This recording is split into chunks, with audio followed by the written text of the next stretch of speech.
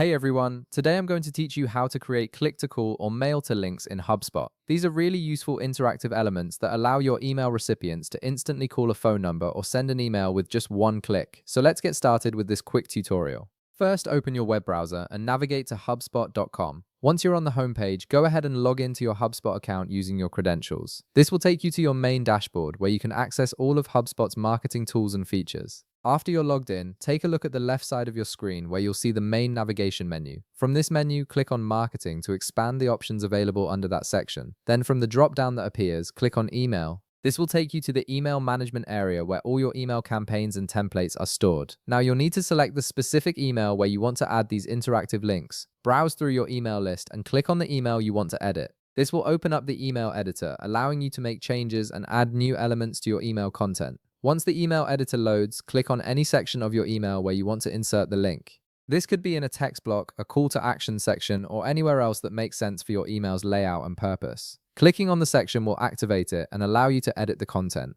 Now, look towards the top of the editor where you'll find various formatting and editing tools. Among these options, you'll see a link icon. Click on this link icon to open the link insertion dialog. This is where you'll be able to create both your click-to-call and mail-to-links. Let's start by creating a click-to-call link first. In the dialog that appears, you'll see a field for link text. Enter the text you want to be clickable, something like call us now or contact our team. Then in the URL field, type tel : followed immediately by your phone number. For example, if your number is 555-123-4567, you would type tel : 555-123-4567. This special format tells the browser or email client to initiate a phone call when someone clicks the link. Once you've entered everything correctly, click Insert to add the click-to-call link to your email.